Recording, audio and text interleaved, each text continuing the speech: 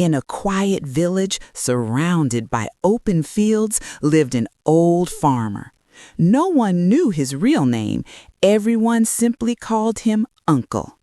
His house was small, made of mud and straw.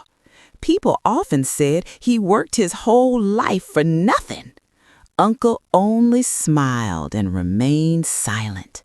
Every morning, before sunrise, Uncle woke up peacefully. His field was small but familiar to his heart. He walked slowly, greeting the land like an old friend. To him, farming was not work, it was life.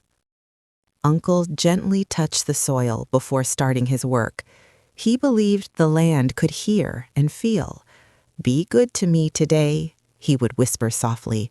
"You feed me, and I will care for you," he said. Peace lived in his simple routine. Over time, the village began to change. New people arrived and tall buildings appeared. Many villagers went to the city and became rich. Uncle stayed the same, working his land daily.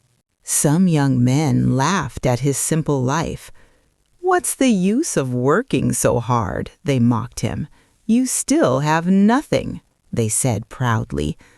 Uncle looked at them with calm eyes. "What I have cannot be seen," he replied gently. The young men laughed and walked away. One year, a terrible drought struck the village. Rain stopped and the soil cracked open. Fields dried up and crops were destroyed. Families went hungry. Fear filled their eyes. Even rich homes felt empty. Then people noticed something surprising. Uncle's grain store still had rice inside. He had saved little by little over the years. He never wasted a single grain. Quiet wisdom protected him. Uncle did not close his door for himself. Instead, he opened it for the villagers. Those who once mocked him now asked for help. He shared without pride or anger. Kindness filled his small home. One day, a wealthy businessman came to the village. He offered to buy Uncle's land at any price. Uncle looked down at the soil beneath his feet. "This land gives me peace," he said softly, "and peace has no price." Time passed gently, as it always does, and Uncle grew older with each season.